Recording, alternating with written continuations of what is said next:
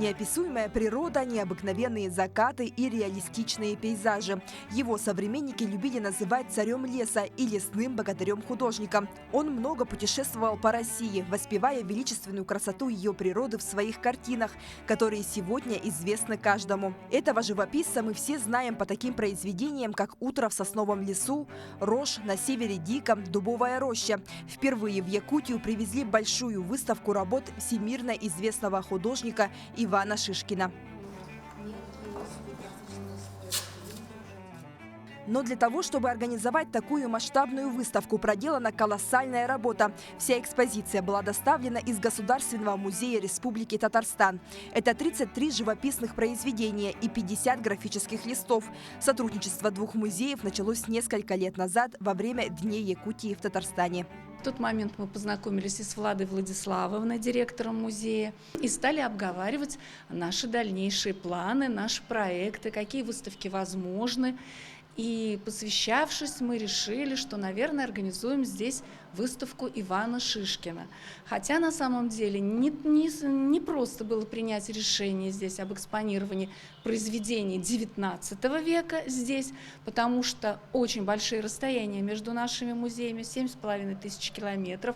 Нам, если честно сказать, было боязно отправлять их сюда. Мы постоянно переживали, как они чувствуют себя в дороге. Впервые экспозиция Шишкина преодолела большое расстояние. Так далеко ее еще никуда не отправляли. Произведения ехали в специальной машине в климатических ящиках. Если не придерживаться правил, то произведения могут испортиться. Дорога до Якутска заняла 1,5 недели. В машине всегда поддерживается влажность, температура, специально музейная, потому что если будет влажность, холст, на котором написана картина, он нити расширятся, и масляный слой может порваться. Или из-за сухости бумага будет трескаться. То есть все это влияет на произведение. Машина у нас опечатана и в сопровождении милиции. Просто так музейные вещи мы не перевозим без охраны.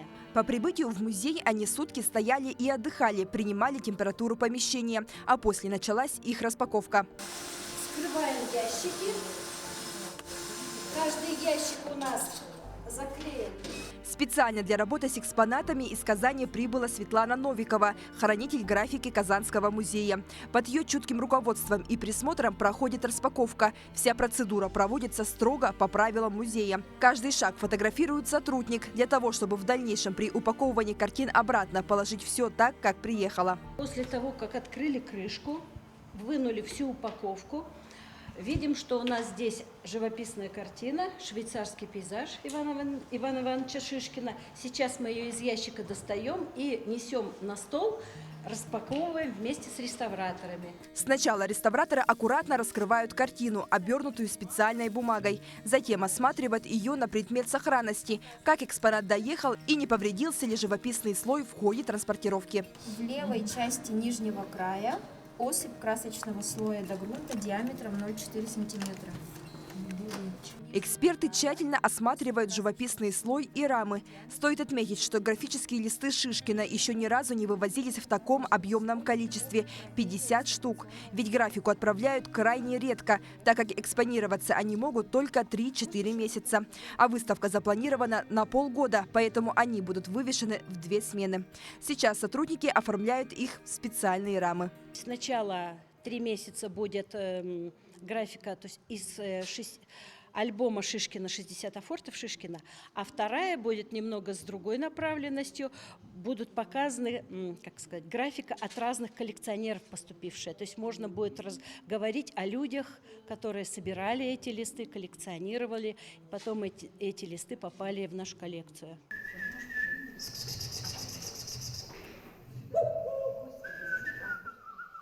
Торжественное открытие выставки «Иван Шишкин» состоялось 6 апреля. Данный проект приурочен 95-летию Национального художественного музея республики. С таким уникальным событием пришел поздравить и глава республики Айсен Николаев. То, что наши жители смогут приобщиться к таким достижениям великого русского художника, конечно же, меня очень радует. Но меня радует то, что музей наш на этом не останавливается, у него много планов. В этом году мы еще будем свидетелями выставки Приморского музея выставки современного искусства. Мы ожидаем коллекцию Эрмитажа впервые в истории Якутии. И, конечно, мы в дальнейшем будем делать все, чтобы здесь, на якутской земле, лучшие произведения и российского, и мирового искусства всегда были представлены.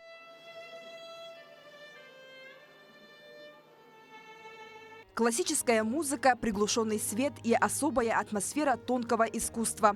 Живописные картины и графические листы расположились в зале «Графика Якутии».